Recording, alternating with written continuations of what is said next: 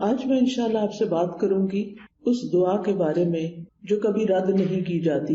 دعا ایک عبادت ہے، دعا ہماری ضرورت ہے.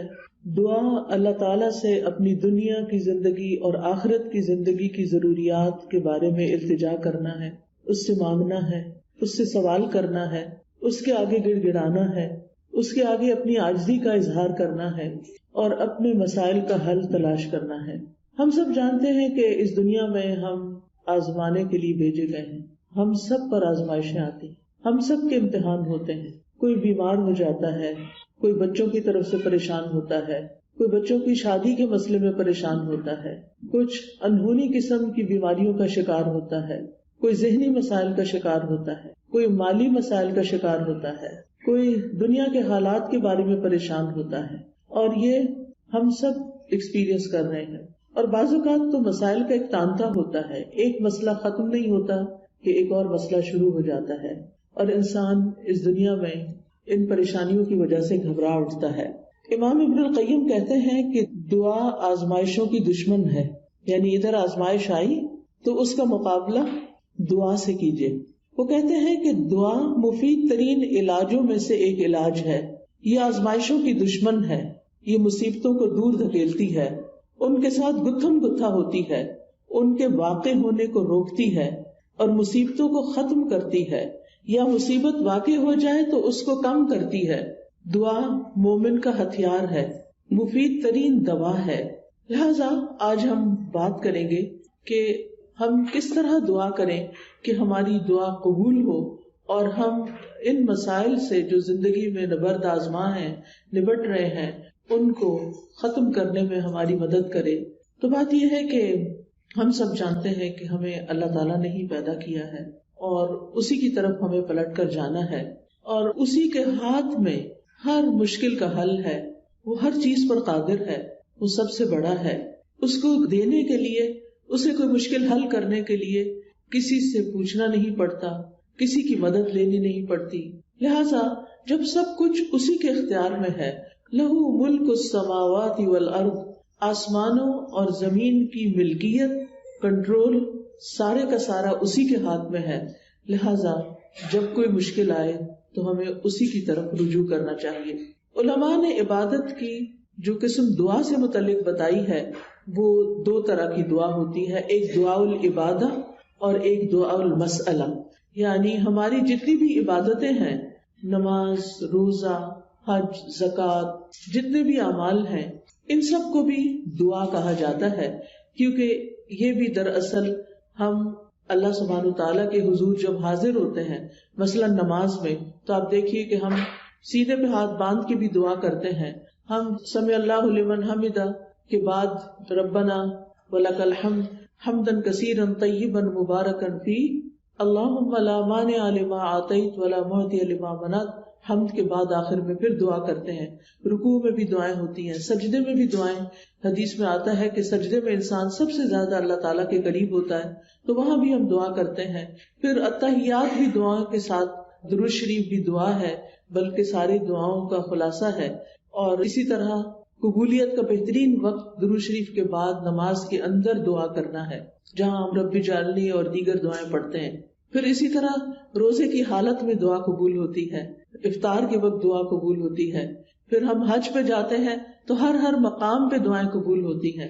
تو گویا ہماری عبادات بھی دراصل دعاؤں کا ہی مجموعہ ہے، اور وہ بھی دعاؤں کی قبولیت کا ذریعہ ہے. یعنی جب ہمیں کچھ چاہیے ہوتا ہے تو ہم اللہ تعالیٰ کی طرف رجوع کرتے ہیں. نبی صلی اللہ علیہ وسلم کا طریقہ کیا تھا کہ جب انہیں کوئی مشکل پیش آتی تو وہ کیا کرتے؟ نماز کے لیے کھڑے ہو جاتے اور نماز میں پھر دعا کرتے، اللہ تعالیٰ سے مدد مانگتے. قرآن مجید میں آتا ہے وَاسْتَعِینُوا بِالصَّبْرِ وَالصَّلَاةِ، مدد طلب کرو، مدد مانگو صبر اور نماز کے ساتھ. لہٰذا یہ دعا العبادت ہے، اس کا فائدہ انسان کو دنیا میں بھی ہوتا ہے اور آخرت میں بھی ہوتا ہے. دوسری دعا وہ ہوتی ہے جس میں ہم اللہ سبحانہ تعالیٰ سے سوال کرتے ہیں، کچھ مانگتے ہیں، اس کے آگے گڑ گڑاتے ہیں. تو اس کو دعا الطلب کہتے ہیں، دعا المسئلہ کہتے ہیں، جس میں ہم اللہ تعالیٰ سے التجا کرتے ہیں کہ وہ ہماری دعا قبول کر لے. اس کے بارے میں اللہ تعالیٰ فرماتے ہیں وَقَالَ رَبُّكُمُ ادْعُونِي أَسْتَجِبْ لَكُمْ. تمہارے رب نے کہا کہ مجھ کو پکارو، مجھ سے مانگو، میں تمہاری دعا قبول کروں گا۔ ایک اور جگہ پر آتا ہے سورۃ البقرہ میں، وَإِذَا سَأَلَكَ عِبَادِي عَنِّي فَإِنِّي قَرِيبٌ أُجِيبُ دَعْوَةَ الدَّاعِ إِذَا دَعَانِ فَلْيَسْتَجِيبُوا لِي وَلْيُؤْمِنُوا بِي لَعَلَّهُمْ يَرْشُدُونَ۔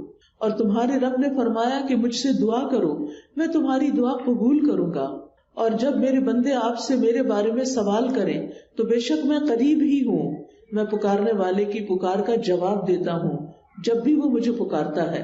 تو گویا اللہ سبحانہ تعالی بندے کے بہت قریب ہے۔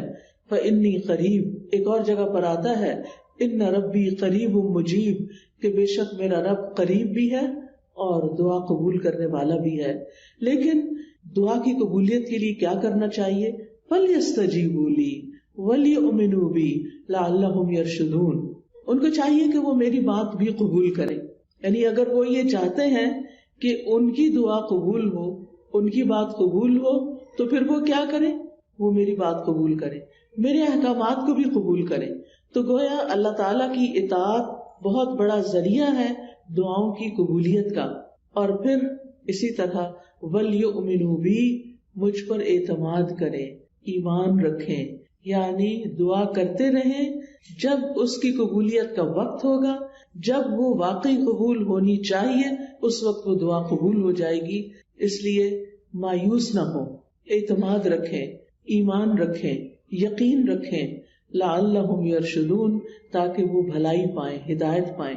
کیونکہ رشد جو ہوتی ہے، رشد اس میں ہدایت بھی ہوتی ہے اور بھلائی کے معنوں میں ہوتی ہے۔ یعنی انسان کی عقل کی دو قسمیں ہوتی ہیں، ایک وہ ہوتی ہے جس کے ذریعے انسان چیزوں کو سمجھتا ہے، اچھے برے کا فرق پہچانتا ہے، اور ایک ہدایت کی قسم رشد کہلاتی ہے، جس میں انسان اچھے برے کا فرق جان کر پھر بھلائی تک پہنچ جاتا ہے، خیر تک پہنچ جاتا ہے۔ اس لیے رب سے دعا کرتے رہنا چاہیے۔ اسی لیے ابراہیم علیہ السلام نے جب دعائیں کی تھی تو آخر میں فرمایا تھا ان ربی لسمیع الدعاء، بے شک میرا رب تو ضرور دعاؤں کا سننے والا ہے، یعنی وہ تو لازماً دعائیں سنتا ہے۔ اور السمیع کا لفظ، اس کا یہ مطلب نہیں کہ وہ صرف سن لیتا ہے اور بس بات ختم، نہیں، اس کا مطلب یہ ہے کہ جیسے ہم رکوع سے سر اٹھاتے ہیں تو کہتے ہیں سمع اللہ لمن حمدہ، کہ جو اللہ کی تعریف کرتا ہے اللہ تعالیٰ اس کی حمد کو سنتا ہے، بلکہ مطلب یہ ہے کہ اس کی حمد کو قبول بھی کرتا ہے، دعاؤں کو قبول بھی کرتا ہے۔ اسی طرح حدیث میں آتا ہے اللہم انی اعوذ بک من دعاء لا یسمع، اے اللہ مجھے اس دعا سے بچا لے جو سنی نہ جائے۔ تو یہاں سننا قبول کرنے کے معنوں میں، کہ ایسی دعا نہ ہو کہ جو تیرے ہاں قبولیت نہ پائے، لیکن دعا مانگنے کا طریقہ بھی درست ہونا چاہیے تاکہ دعا قبول ہو جائے۔ اس کے بارے میں اللہ تعالیٰ کا فرمان ہے سورۃ الاعراف میں، اللہ تعالیٰ فرماتے ہیں ادعوا ربکم تضرعا وخفیا انہ لا يحب المعتدین، تم اپنے رب کو عاجزی سے اور چپکے چپکے پکارو، یعنی دعا مانگتے ہوئے انسان کے اندر عاجزی ہونی چاہیے، خشوع ہونا چاہیے، انسان کو ہمبل ہونا چاہیے، اپنے آپ کو رب کے سامنے محتاج ظاہر کرنا چاہیے۔ اور پھر فرمایا وَلَا تُفْسِدُوا فِي الْأَرْضِ بَعْدَ إِصْلَاحِهَا، دعاؤں کی قبولیت چاہتے ہو تو آہوزاری سے پکارو، چپکے چپکے پکارو۔ اللہ تعالیٰ حد سے بڑھنے والوں کو پسند نہیں کرتا، اور تم زمین میں اس کی اصلاح کے بعد فساد نہ کرو، یعنی زمین میں مطیع اور فرمانبردار بن کے رہو، بگاڑ پیدا نہ کرو۔ ان رحمت اللہ قریب من المحسنین، بے شک اللہ کی رحمت محسنین سے، نیکوکاروں سے بہت قریب ہے، یعنی اللہ تعالیٰ ان لوگوں کی دعا زیادہ سنتا ہے جو لوگوں کے ساتھ بھلائی کرتے ہیں، نہ کہ ان کے درمیان پھوٹ ڈالتے ہیں، فساد کرتے ہیں اور ان کی زندگی مشکل کرتے ہیں۔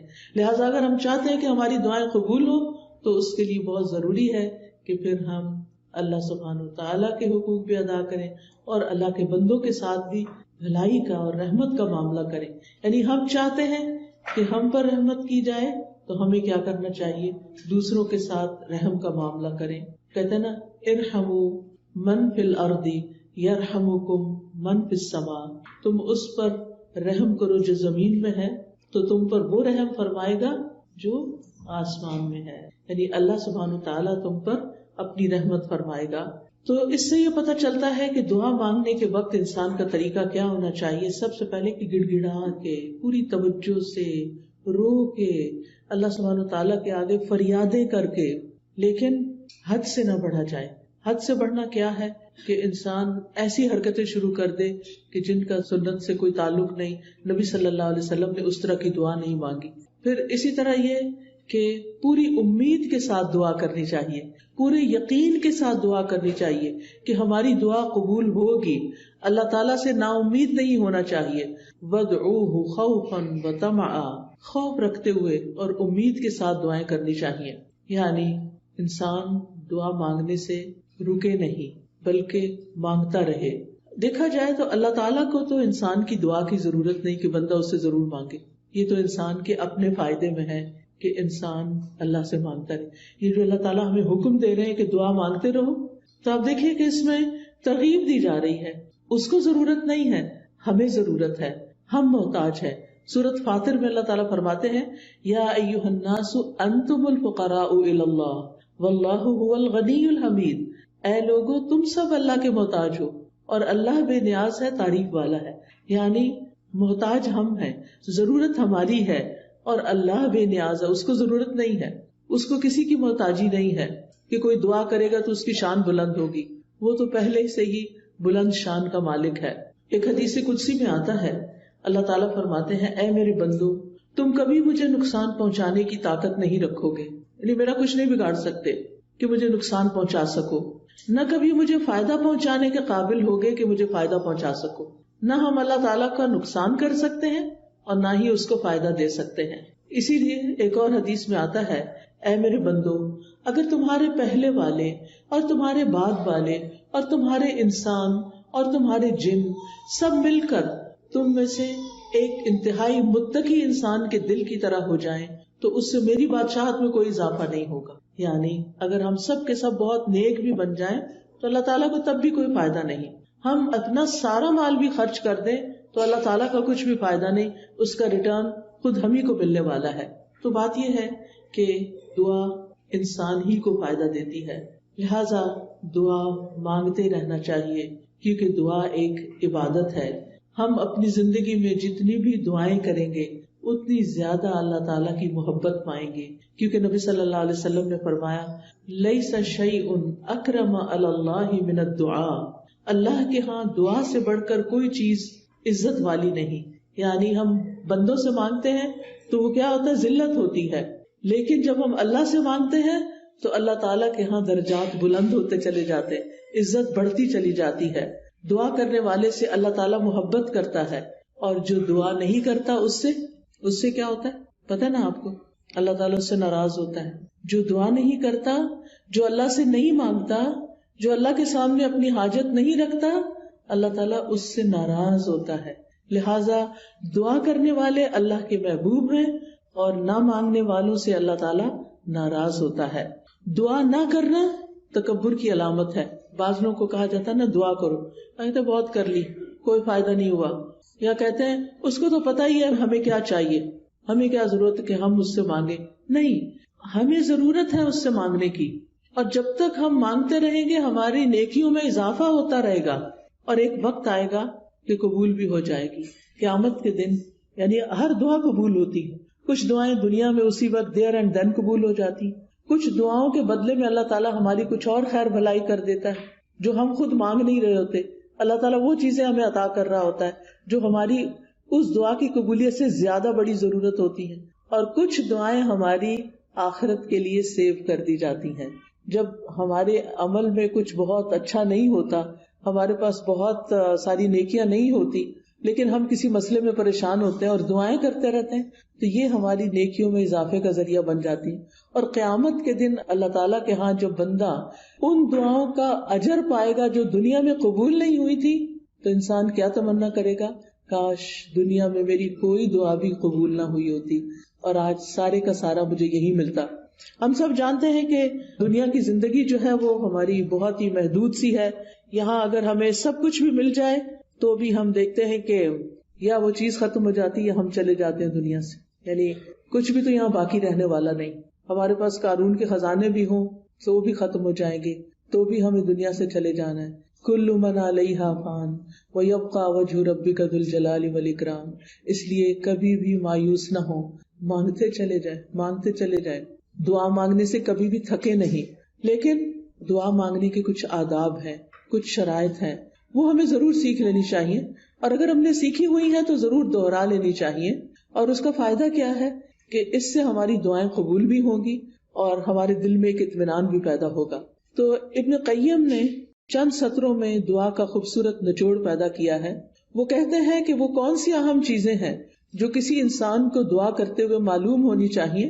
اور اس کے آخر میں انہوں نے یہ جملہ کہا ہے پورے یقین کے ساتھ کہ جو ان شرائط کو پورا کر کے دعا کرے گا وہ دعا کبھی رد نہیں ہوگی، یعنی اس کی دعا کبھی رد نہیں ہوگی. تو آج کا موضوع بھی یہی ہے کہ وہ کون سی دعا ہے جو رد نہیں ہوتی، یعنی وہ کس طریقے سے مانگی ہوئی دعا ہے جو ضرور قبول ہو جاتی ہے. اور یہ باتیں انہوں نے اپنی کتاب الجواب الکافی لمن سأل عن الدواء الشافی، اردو میں بھی کتاب آپ نے اس کا ترجمہ دیکھا ہوگا دوائے شافی کے نام سے. ہو سکتا ہے آپ میں سے کچھ لوگوں نے یہ کتاب پڑھی ہو. بہت ہی اچھی کتاب ہے، پڑھنے کے لائق ہے. میں سمجھتی ہوں جس نے زندگی میں یہ کتاب نہیں پڑھی اس کے علم میں بہت بڑی کمی ہے. اردو میں یہ کتاب، انگلش میں بھی کچھ مختصر سی شاید ٹرانسلیشن ہے، اصل کتاب عربی میں ہے. اگر آپ کو اردو نہیں بھی سمجھ آتی، نہیں پڑھ سکتے، تو کم از کم آپ اس کے آڈیو لیکچر سن سکتے ہیں. قرآن فار آل ایک ایپ ہے جس میں دوائے شافی کے سارے لیکچرز ریکارڈڈ موجود ہیں. اس میں سے ایک لیکچر اگر آپ کر کے سنیں گے تو کتاب ختم ہو جائے گی. آڈیو بک ہے وہ، اور چھوٹا چھوٹا میں نے ایکسپلین بھی کیا ہوا ہے اس میں. تو اس سے آپ کو زندگی گزارنے کے بہت سارے پر حکمت ایسے نکتے ملیں گے کہ جن کو اپنا کے آپ کی زندگی میں ایک اطمینان اور سکون پیدا ہو جائے گا. تو بہرحال اس کتاب کا ترجمہ النس اینڈ دا کیور کے نام سے بھی آپ دیکھیے گا ضرور.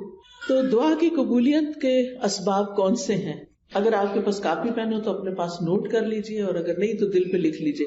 سب سے پہلی چیز دل کا حاضر ہونا، یعنی دعا کی قبولیت کے لیے سب سے اہم ترین چیز کیا ہے کہ دل کی حضوری کے ساتھ دعا کی جائے. یعنی مقصد کو حاصل کرنے کے لیے مقصد کو پہلے اچھی طرح سمجھ لینا چاہیے کہ مانگنا کیا ہے. پھر مانگنے کے لیے الفاظ کیا ہونے چاہیے، کیونکہ آپ دیکھیے جتنے اچھے الفاظ سے آپ مانگتے ہیں نا، اور جتنے پیار سے مانگتے ہیں، جتنی عاجزی سے مانگتے ہیں، تو جو آپ مانگتے ہیں وہ آپ کو مل جاتا ہے. آپ کسی انسان سے بھی، کسی بچے سے بھی، مثلا بعض اوقات ایسا ہوتا ہے نا، بچہ آپ کی کوئی چیز اٹھا کے بھاگ جاتا ہے تو آپ اسے کہتے ہیں ادھر آؤ، واپس لاؤ، تو کیا ہوتا ہے، وہ اور دور بھاگتا ہے. لیکن اگر آپ پیار سے اس کو کہتے ہیں اچھا یہ دیکھو ادھر آؤ، میرے پاس یہ چیز بھی ہے تمہارے لیے، آؤ، تو وہ اس چیز کو دیکھتا ہے تو وہ فوراً آ جاتا ہے. تو جو پیار کی بات ہوتی ہے نا، محبت کی بات ہوتی ہے، اور توجہ سے بات جو کی جاتی ہے، اس کا اثر ہی کچھ اور ہوتا ہے. بعض اوقات ہم ایسے کرتے ہیں، ہمارے ہاتھ میں فون ہوتا ہے اور ہم کسی سے بات کر رہے ہوتے ہیں تو وہ دوسرے کو کوئی اثر نہیں ہوتا، بچے اس بات کا کوئی اثر نہیں لیتے. تو توجہ، دل کی حضوری، اچھے الفاظ، اور غفلت سے باہر آ کے اچھے سے مانگنا. کیونکہ حدیث میں آتا ہے وَاعْلَمُوا أَنَّ اللَّهَ لَا يَسْتَجِيبُ دُعَاءً مِّن قَلْبٍ غَافِلٍ لَاهٍ، جان لو بے شک اللہ غافل اور لہو لعب یعنی کھیل کود میں مبتلا دل کی دعا قبول نہیں کرتا.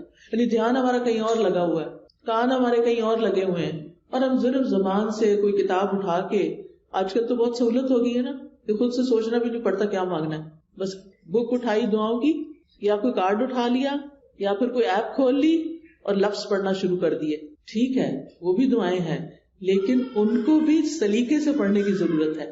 ان پر بھی جب آپ پڑھتے ہیں نا تو صرف ایسے نہیں کہ قرآن کی تلاوت کر رہے ہیں بغیر سوچے سمجھے تو دعائیں بھی بغیر سوچے سمجھے پڑھتے چلے جائیں، ایسا نہیں کرنا، بلکہ جو کچھ بول رہے ہیں اس کو سمجھنا بھی ہے، کیا مانگ رہے ہیں، کیوں مانگ رہے ہیں. لہذا ہمیں غفلت سے نکلنا ہے، دل حضوری کے ساتھ مانگنا ہے، ڈسٹریکشن سے بچنا ہے. جو آپ کی خاص دعائیں نا وہ ایسے وقت میں کیا کریں جب ڈسٹریکشن نہ ہو.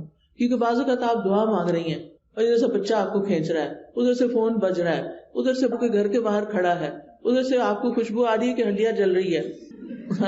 اب آپ سوچیں کیا دعا مانگی جائے گی، کیسی دعا ہوگی وہ، اور پھر اس میں قبولیت کیا ہوگی. جب آپ کو خود ہی پتہ نہ ہو، کان کہیں لگے، آنکھیں کہیں لگے، ناک کہیں لگے، کیا پتہ چلے گا کیا مانگا کیا نہیں مانگا. لہٰذا ایسے وقت میں مانگے جب آپ اکیلے ہوں، تنہا ہوں، آپ اور آپ کا رب ہو، پھر آپ اسے چپکے سرگوشیاں کریں. اذ نادى ربه نداء خفيا، زکریا علیہ السلام نے اپنے رب کو پکارا تھا چپکے خفیہ، ادعوا ربکم تضرعا وخفیا، عاجزی اور زاری بھی ہو اور چپکے چپکے مناجاتیں بھی ہوں، کیونکہ دعا کرتے وقت جذبات بھی ساتھ ہونے چاہیے، یعنی اللہ کی رحمت کو محسوس کرنا چاہیے، اللہ کا شکر ادا کرنا چاہیے کہ اس نے توفیق دی ہے، اور پھر اس یقین کے ساتھ کہ اللہ بڑا مہربان ہے، رحم فرمانے والا ہے، وہ اس وقت بھی سن رہا ہے، وہ میرے دل کی حالت جانتا ہے، اور وہ کچھ دے سکتا ہے جو میں مانگ رہی ہوں۔ جب آپ بندوں سے کچھ مانگتے ہیں نا تو بعض اوقات ان کے پاس ہوتا بھی ہے، وہ نہیں دیتے، لیکن اللہ تعالیٰ جب دیتے ہیں تو اس کے خزانوں میں تو کمی ہوتی ہی نہیں۔ بندوں کو تو یہ خوف ہوتا ہے نا، ہم نے دے دیا تو ہمارا کیا بنے گا، ہر دفعہ ایسے ہی ہوتا ہے نا، کوئی ہم سے کچھ مانگ لے تو پہلے ہم سوچتے ہیں ہمارا کام چلے گا دینے کے بعد، بس اتنا ہی دیتے ہیں جتنا ہم بس دینا چاہتے ہیں، اس سے آگے نہیں۔ اللہ سبحانہ وتعالیٰ کے خزانے بھرے ہوئے ہیں، جب سے زمین و آسمان بنا ہے وہ خرچ کیے چلے جا رہا ہے، لیکن اس کے خزانوں میں قطرے برابر بھی کمی نہیں ہوئی، قطرے برابر بھی کمی نہیں ہوئی۔ اس کو کیا فرق پڑتا ہے؟ اور جب ہم یہ جانتے ہیں کہ زمین و آسمان کی ہر چیز اس کے کنٹرول میں ہے، وہ بادشاہ ہے، وہ مالک ہے، اور وہ دینے پہ پوری طرح قادر ہے، تو پھر ہم اس امید کے ساتھ مانگے۔ قرآن مجید میں آتا ہے کہ وَإِن مِّن شَيْءٍ إِلَّا عِندَنَا خَزَائِنُهُ وَمَا نُنَزِّلُهُ إِلَّا بِقَدَرٍ مَّعْلُومٍ، کوئی چیز ایسی نہیں، یو نیم اٹ، کہ جس کے خزانے ہمارے پاس نہ ہو، لیکن ہم ان خزانوں میں سے کتنا کتنا دیتے ہیں، کتنا کتنا اتارتے ہیں، ایک معلوم اندازے کے مطابق، ایک مقرر اندازے کے مطابق، کیونکہ اللہ تعالی الحکیم بھی ہے، اس کو پتا ہے کس انسان کو کب کون سی چیز دینی چاہیے، کیونکہ وہ ہمارے بارے میں ہم سے زیادہ جانتا ہے نا، کہ اگر میں نے اس کی دعا قبول کر لی اور اس کو وہ مل گیا جو چاہتا ہے، پھر یہ مجھے بھول جائے گا، اور مجھ سے غافل ہونا اور بھولنا اس بندے کے حق میں نقصان دہ، لہٰذا بہتر ہے کہ اس کی دعا ابھی قبول نہ کی جائے، یہ کچھ اور مانگ لے۔ یعنی بعض لوگوں کی دعا صرف اس لیے قبول نہیں کی جاتی کہ ان کا رونا اللہ کو پسند ہوتا ہے، ان کا مانگتے رہنا اللہ کو پسند ہوتا ہے، کیونکہ جب ہم دکھی ہوتے ہیں، تکلیف میں ہوتے ہیں، پریشان ہوتے ہیں، تو پھر ہم اللہ کی طرف رجوع کرتے ہیں، اور جب ہماری ضروریات پوری ہو جاتی ہیں تو پھر ہم کیا کرتے ہیں، پھر تو ہم نماز پڑھنا بھی بھول جاتے ہیں، پھر ہم صدقہ خیرات دینا بھی بھول جاتے ہیں۔ لہٰذا اللہ سبحانہ وتعالیٰ ہمیں کسی نہ کسی مشکل میں ڈالے رکھتا ہمارے فائدے کے لیے، ہماری بھلائی کے لیے، تاکہ ہم اللہ تعالیٰ کی طرف رجوع کرتے رہیں۔ نبی صلی اللہ علیہ وسلم نے فرمایا ادعوا اللہ وانتم موقنون بالاجابہ، تم اللہ سے مانگو اس یقین کے ساتھ کہ تمہاری دعا ضرور قبول کی جائے گی، پورا یقین ہو۔ لہٰذا جب آپ کو یقین آئے گا نا تو غفلت بھی دور ہو جائے گی، دعا میں دل حاضر رہے گا، اور آپ اس طرح دعا کے قبولیت کی پہلی شرط پوری کر دیں گے۔ دوسری چیز جو ہے وہ ڈسٹریکشن ہے۔ ڈسٹریکشن کا مطلب یہ ہے کہ انسان کبھی کہیں دیکھے، کبھی کہیں دیکھے، کبھی کچھ سوچے، کبھی کچھ سوچے، اور جو مانگ رہا ہے اس کی خبر نہ ہو اس کو۔ تو ہمیں سمجھ کر دعا کرنی، سمجھ کر، یعنی یہ دوسرا اہم نقطہ ہے، حاضر دل کے ساتھ اور سمجھ کر، کیونکہ اگر پتہ ہی نہیں مانگ کے آ رہے ہیں تو پھر کیا فائدہ۔ اور پھر یہ ہے کہ اگر عربی میں دعا مانگنی نہیں آتی تو الٹے سیدھے لفظ پڑھ کے نہ مانگے، اردو میں مانگ لیں، انگلش میں مانگ لیں، پنجابی میں مانگ لیں، جو آپ کی زبان ہے اس میں مانگ لیں، تو آپ کے لیے کچھ مشکل نہیں ہے۔ اللہ تعالیٰ کو ساری زبانیں آتی ہیں، ایک ہم ہیں، ہمارے لیے ریسٹرکشن، ہماری لمیٹیشنز ہیں، ہمیں ایک زبان آتی ہے تو دوسری نہیں آتی، انگریزی آتی ہے تو فرینچ نہیں آتی، اردو آتی ہے تو پنجابی نہیں آتی بچوں کو، تو کتنی لمیٹیشنز ہیں ہماری۔ اللہ تعالیٰ کے لیے کچھ مشکل نہیں، کسی بھی ڈائلیکٹ میں، کسی بھی زبان میں، کسی بھی وقت، کسی بھی لمحے کچھ بھی مانگتے ہیں، وہ سب کچھ سمجھتا ہے، جانتا ہے، اور دینے پر پوری طرح قادر ہے۔ پھر آپ دیکھیے کہ دعا کرتے وقت کسی بے مقصد کام میں مشغول نہ ہو۔ اچھا بعض لوگ موبائل سے دعائیں پڑھتے ہیں، ٹھیک ہے، سہولت کے لیے پڑھ سکتے ہیں آپ، اب کیا ہوتا ہے اتنے میں اوپر ایک نوٹیفیکیشن آ جاتا ہے، اچھا آدھی دعا پڑھی، آدھا میسج پڑھا، نہ ادھر کے نہ ادھر کے، ملٹی ٹاسکنگ ہو رہی۔ دنیا کے کاموں میں تو ملٹی ٹاسکنگ آپ کر سکتے ہیں، لیکن اللہ تعالیٰ کے ہاں تو بس ایک وہ ہے، اس کو ایک مانتے ہوئے بس وہ اس میں بھی یہ بھی شریک کرنا پسند نہیں کرتا کہ جب ہم اس سے بات کر رہے ہو تو ہم اوروں کے بارے میں سوچ رہے ہو، یا اس سے بات کر رہے ہو تو بیچ میں کسی اور سے باتیں شروع کر دیں، اس کو یہ پسند نہیں ہے۔ لہٰذا ہمیں ڈسٹریکشن سے بچنا ہے۔ بعض اوقات یہ ہوتا ہے کہ کوئی چیز ہمارے انگوٹھی وغیرہ ہاتھ میں ہوتی ہے تو کچھ لوگ کیا کرتے ہیں، دعا مانگتے اس سے کھیلنا شروع کر دیتے، کوئی بٹن کھول بند شروع کر دیتا ہے، کچھ اور کرنے لگتے ہیں۔ ان ساری چیزوں سے بچنا ہے۔ اس وقت کپڑے نہیں سنوارنے، کوئی اور کچھ نہیں، کھجانا شجانا بھی نہیں، اگر کھجانا پہلے کھجا لیں، اور پھر اس کے بعد دعا کرنی شروع کریں. یعنی 100% آپ کی توجہ دعا کی طرف ہونی چاہیے. ہمارے اسلاف میں سے کسی نے ایک شخص کو دیکھا کہ دعا کر رہا تھا اور ساتھ کنکریوں سے کھیل رہا تھا. انہوں نے کہا یہ کنکریاں پھینک دو اور اپنی دعا پہ توجہ کرو. دعا کرتے ہوئے تمہارا دل اور اعضاء سارے پورا جسم اس طرف متوجہ ہونا چاہیے. تو یہ تھی پہلی شرط. ٹھیک ہے. دوسری شرط یا دوسرا نقطہ یا دوسرا ادب کیا ہے؟ قبولیت کے 6 اوقات میں سے کسی وقت میں دعا کرنا. اب قبولیت کے 6 اوقات کون سے ہیں میں ابھی آپ کو بتاتی ہوں. یہ 6 اوقات ایسے ہیں جن میں دعا قبول ہو جاتی ہے اور کبھی رد نہیں ہوتی. لہذا دل کو حاضر رکھنے کے ساتھ ساتھ دوسری چیز وقت کا انتخاب ہے کہ کس وقت آپ مانگیں, کون سا زیادہ سوٹیبل ٹائم ہے. تو ان میں سے سب سے پہلے رات کا آخری تہائی حصہ, 1/3 of last part of the night. اب وہ کیا ہے, جیسے آپ کے موبائل پہ وہ ٹائمنگز ہوتے ہیں نا صلاۃ کے, تو وہ آ جاتا ہے تہجد کا وقت آ جاتا ہے. آج کل شاید 1:30 ہے یا کچھ اس طرح. تو وہ لاسٹ پارٹ آف نائٹ ہوتا ہے, جو تیسرا حصہ آخری حصہ ہوتا ہے رات کا, فجر کی اذان سے پہلے. آپ سمجھے 1.5-2 گھنٹے پہلے. اب اس وقت میں آپ اللہ تعالیٰ سے دعا کریں گے, جو کہ تہجد کا وقت ہوتا ہے. سب سو رہے ہوتے ہیں, فون کالز کرنے والے بھی سو رہے ہیں, آنے جانے والے بھی سو رہے ہیں, گھر والے بھی سو رہے ہیں, بچے بھی سو رہے ہیں, سبھی سو رہے ہیں. اب آپ کا رب جاگ رہا ہے. لہٰذا جب آپ کی آنکھ کھلے تو آپ اپنے رب کو پکاریں, چاہے آپ بستر میں لیٹے ہوئے پکاریں. منع نہیں ہے لیٹ کے دعا کرنا, آپ لیٹ کے بھی دعا کر سکتے ہیں. اس وقت کوئی آپ کو دیکھ نہیں رہا ہوگا, آپ اللہ کے آگے رو سکتے ہیں, آپ اپنی التجائیں فریادیں کر سکتے ہیں. اگر کوئی ساتھ سویا ہوا ہے تو پھر زور سے نہیں بولیے, دل دل میں بولیے, کیونکہ اللہ تعالیٰ نے اجازت دی ہے کہ ادعوا ربکم تضرعا وخفیا, خفیہ خفیہ, چپکے چپکے, وسپرنگ میں, دل ہی دل میں اللہ کے ساتھ فریادیں کرنا شروع کر دیں. اور یہ دل کی حضوری کا بہترین وقت ہے. حدیث میں آتا ہے ہمارا رب تبارک و تعالی ہر رات آسمانی دنیا پہ نزول فرماتا ہے. جب رات کا آخری تہائی حصہ باقی رہ جاتا ہے اور وہ آواز دیتا ہے کوئی جو مجھ سے دعا کرے تو میں اسے قبول کر لوں. اللہ تعالیٰ خود پکار رہے ہیں, مانگو مجھ سے. ہے کوئی جو مجھ سے مانگے تو میں اسے عطا کر دوں. ہے کوئی جو مجھ سے بخشش طلب کرے تو میں اس کو معاف کر دوں. اور یہ ہر رات ہوتا ہے, ایوری نائٹ. لہٰذا اس وقت سے فائدہ اٹھانا چاہیے. اگر ہم اپنے گناہوں سے پریشان ہیں, اپنی بری عادتوں سے پریشان ہیں, اپنی کچھ مینٹل ہیلتھ کے بارے میں پریشان ہیں, کسی خاص مسئلے کے بارے میں پریشان ہیں, تو اس آخری حصے میں رات کے اٹھیں اور اللہ تعالیٰ سے دعا کریں. اللہ تعالیٰ اپنی شان کے مطابق آپ کو نوازے گا, اور یہ دعاؤں کی قبولیت کا سنہری موقع ہوتا ہے. دوسرے مواقع کون سے ہیں؟ ابن القیم لکھتے ہیں عند الاذان, حدیث میں بھی آتا ہے اذان. اب آپ کہیں گے ہمارے گھر میں تو اذان ریکارڈیڈ ہے. بالکل ریکارڈیڈ اذان بھی اذان ہے, وہ کچھ اور تو نہیں ہے نا. بعض لوگ کہتے ہیں اچھا اس کا جواب دیں. بھائی کیوں نہ دے, وہ کیا کہہ رہا ہے, وہ وہی تو کہہ رہا ہے جو اذان کے الفاظ ہیں. اب آپ مسجد میں بھی ہوتے ہیں تو کیا آپ کو مؤذن کی اصل آواز آ رہی ہوتی نہیں نا. کس میں سے آ رہی ہوتی؟ مائک کے تھرو آ رہی ہوتی ہے.